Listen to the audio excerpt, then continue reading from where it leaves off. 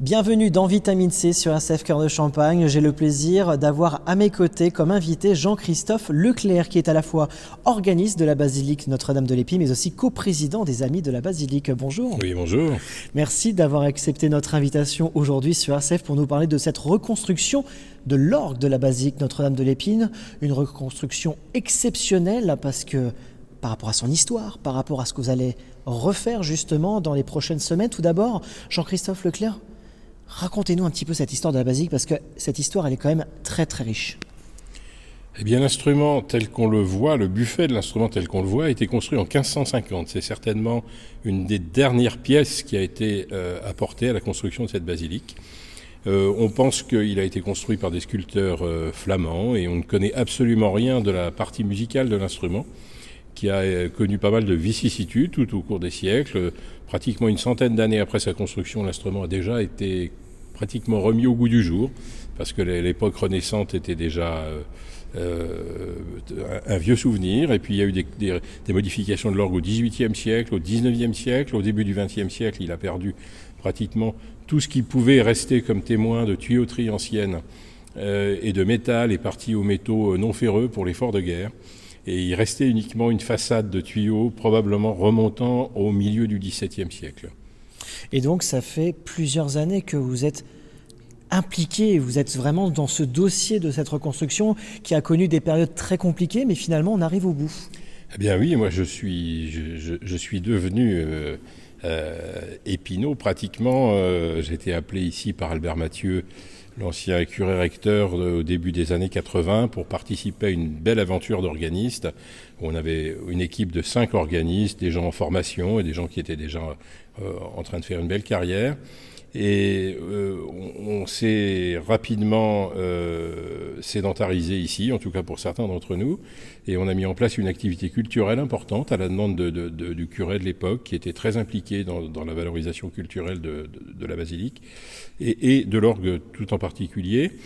On est parti là-dessus, et puis progressivement, malheureusement, l'instrument qui avait été reconstruit à la fin des années 70 avec des matériaux de récupération a été mis à rude épreuve par les assauts climatiques, à savoir les grandes chaleurs de l'été et les assauts du chauffage à air pulsé pendant l'hiver, qui provoquaient des gradients de température supérieurs à 30 degrés à la tribune.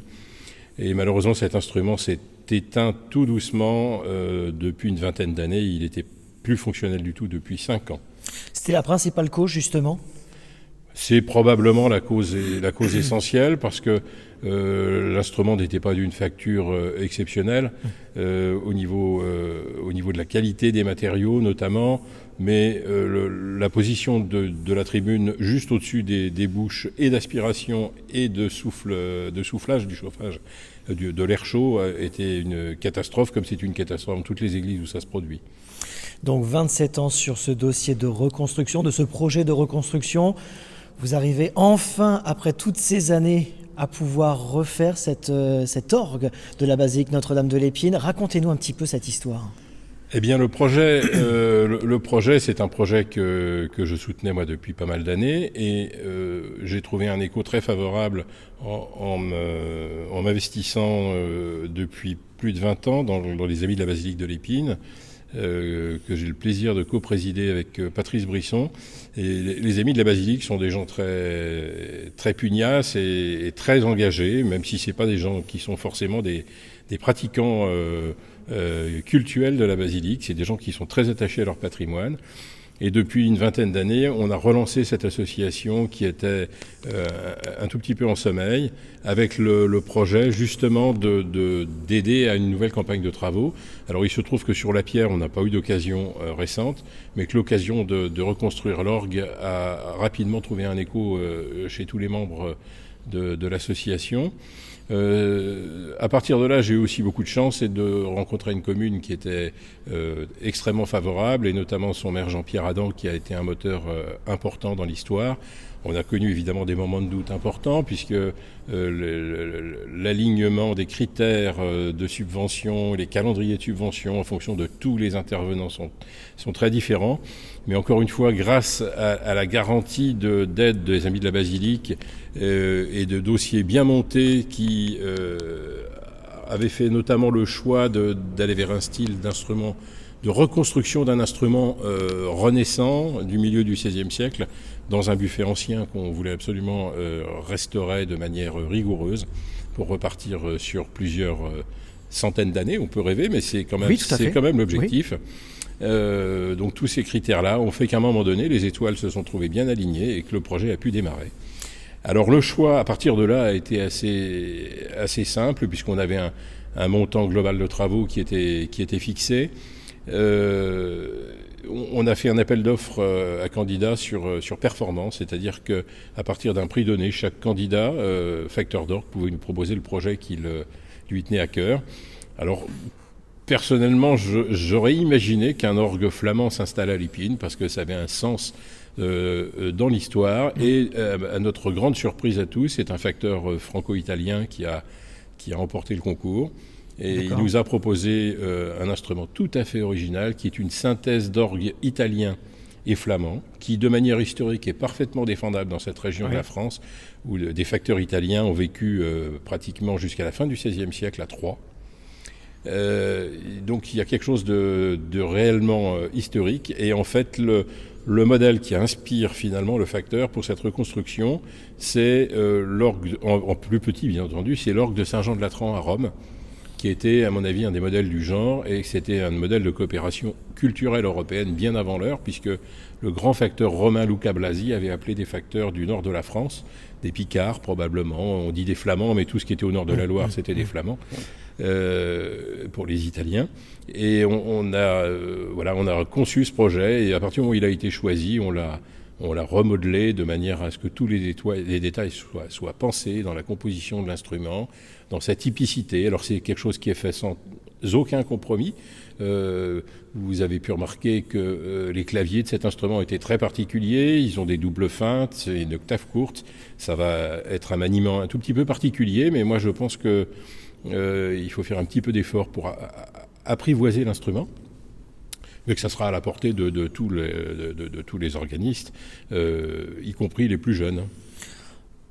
L'orgue va être unique au final, parce que c'est déjà l'orgue unique dans son histoire, vous le disiez, auparavant du côté de Rome. On va le retrouver ici à Lépine. Oui, mais c'est pas du tout une aberration. C'est un instrument qui va répondre à des possibilités de répertoire extrêmement larges. Ce qui n'aurait pas été le cas si on avait voulu reconstituer un orgue français du milieu du XVIe siècle, parce que l'orgue français du milieu du XVIe siècle n'est pas très documenté, encore moins dans notre région. Et puis le répertoire musical français de cette époque ne l'est pas non plus. Il fallait quand même un instrument qui permette de pouvoir accompagner les offices et de pouvoir jouer du répertoire un petit peu plus large que le répertoire purement historique qui aurait pu lui être destiné. Donc je pense que c'est un bon choix en termes d'esthétique, parce que l'instrument permettra de jouer toute la musique du début du XVIe siècle jusqu'au XVIIIe siècle, même s'il y a des choses un petit peu typiques et des choses qui seront un petit peu mordantes dedans, mais on est à la Renaissance, on est à une période d'expérience et une période de tous les excès, y compris dans la liturgie. Alors cet orgue qui est en cours de reconstruction, alors il faut le dire, là vous gardez vraiment la façade, on va dire, les murs, on va dire, de cet orgue, et au final vous refaites tout ce qui est à l'intérieur. Oui, alors comme on peut le voir derrière nous, on a gardé simplement la façade, et on va dire, pour faire simple, l'armoire, le buffet, qui a été complètement évidé, complètement restauré, jusque dans les moindres détails. D'ailleurs, on lit à livre ouvert dedans parce que c'est couvert de graffitis. Il y a des graffitis qui sont du XVIe, du XVIIe et du XVIIIe siècle. Et on a gardé tout cela et à l'intérieur est reconstruit un instrument avec des techniques totalement historisantes. C'est-à-dire qu'il n'y a pas de vis, il n'y a pas de clous, c'est des clous forgés, c'est de la construction, tout est raboté à la main. La tuyauterie la tuyauterie est complètement faite de manière traditionnelle. Le plomb et l'étain sont martelés à la main. L'épaisseur des tuyaux varie entre le haut et le bas du tuyau. C'est des techniques que les facteurs qui pratiquent la restauration historique en profondeur connaissent bien depuis une quarantaine d'années. Et je pense qu'on a aussi fait appel à un facteur qui a une tradition familiale. Et dans cette tradition familiale, on peut dire que cette famille de facteurs d'orgue a eu entre les mains une bonne centaine d'instruments du XVIe siècle. Et je pense que c'est finalement les gens qui étaient les plus indiqués pour refaire ce travail. Alors la suite, que se passe-t-il maintenant en termes de reconstruction? Vous en êtes où aujourd'hui? Alors actuellement, toute la partie mécanique est terminée, le vent souffle déjà dans l'orgue. Simplement, les premiers tuyaux n'ont pas encore parlé, ils vont parler probablement dès demain matin. Ça sera le début de l'harmonie, c'est une phase assez importante. Vous avez à peu près 1500 tuyaux qui vont rentrer dans cet orgue. Et chaque tuyau va donner lieu à un réglage sonore en qualité du timbre, en intensité, et qui doit s'adapter au lieu, qui doit s'adapter à l'acoustique de l'Épine, qui doit être ni trop faible ni trop puissant, parce qu'il faut savoir que l'important aussi c'est de pouvoir entendre cet orgue au fond de l'église. Ce qui est quand même toujours un petit peu une gageure dans la position où il se trouve dans le transept. Mais moi j'ai bon espoir que tout ça se passe très bien. Ça va probablement mener vers une fin de travaux avant la fin du mois de mars, parce que le but c'est de pouvoir roder l'instrument pendant 2 mois après et de l'inaugurer pour le week-end de la Pentecôte. Eh ben, c'est tout ce qu'on vous souhaite, Jean-Christophe Leclerc. En tout cas, merci d'avoir été avec nous aujourd'hui sur RCF, et puis, mais aussi sur les réseaux sociaux, la page Facebook et Twitter de RCF Cœur de Champagne. Et puis, on se donne rendez-vous, c'est sûr, très très prochainement pour inaugurer cet orgue exceptionnel, cet orgue unique. Peut-être même pour l'entendre avant de l'inaugurer, vous pourrez venir capter les premiers jets, on va dire. Eh bien, avec grand plaisir, Jean-Christophe Leclerc. En tout cas, merci d'avoir répondu à toutes nos questions, de nous avoir raconté cette belle histoire riche et éprouvante, surtout après tant d'années sur ce projet, en tout cas vous sur ce projet de cette reconstruction de cet orgue. Merci beaucoup.